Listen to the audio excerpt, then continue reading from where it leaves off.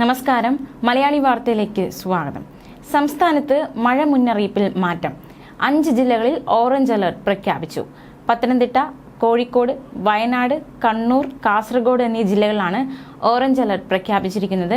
ഒറ്റപ്പെട്ട ഇടങ്ങളിൽ അതിശക്തമായ മഴയ്ക്കുള്ള സാധ്യതയാണ് പ്രവചിക്കപ്പെട്ടിരിക്കുന്നത്.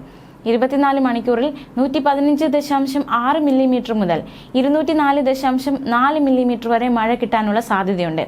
പാലക്കാട് ഒഴികെയുള്ള മറ്റ് ജില്ലകളിൽ യെല്ലോ അലർട്ടാണ്. നാളെയും കണ്ണൂർ, കാസർഗോഡ് ജില്ലകളിൽ ഓറഞ്ച് അലർട്ട് പ്രഖ്യാപിച്ചിരിക്കുകയാണ്. മഞ്ഞ അലർട്ട് ഏതൊക്കെ ജില്ലകളാണെന്ന് നോക്കാം.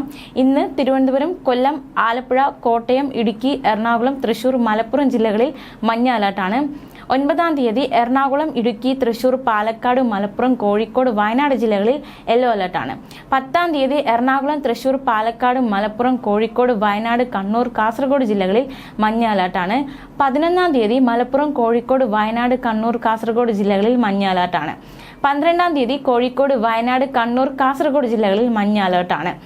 കേന്ദ്ര കാലാവസ്ഥ വകുപ്പാണ് മഞ്ഞ അലർട്ട് പ്രഖ്യാപിച്ചിരിക്കുന്നത്.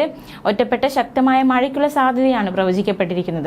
24 മണിക്കൂറിൽ 64.5 മില്ലിമീറ്റർ മുതൽ 115.5 മില്ലിമീറ്റർ വരെ മഴ കിട്ടുന്ന സാഹചര്യത്തെയാണ് ശക്തമായ മഴ എന്നതുകൊണ്ട് അർത്ഥമാക്കുന്നത്.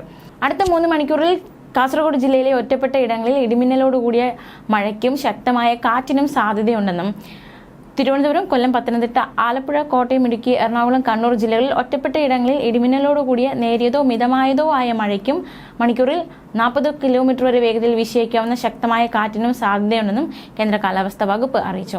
ഉയർന്ന തിരമാല ജാഗ്രതാ നിർദ്ദേശമുണ്ട്. കേരള തീരത്തും തെക്കൻ തമിഴ്നാട് തീരത്തും ഇന്ന് രാത്രി 7 മണിവരെ കള്ളക്കടൽ പ്രതിഭാസത്തിനും ഉയർന്ന തിരമാലയ്ക്കും സാധ്യതയുണ്ടെന്ന് ദേശീയ സമുദ്രസ്ഥിതി പഠന ഗവേഷണ കേന്ദ്രം അറിയിച്ചു.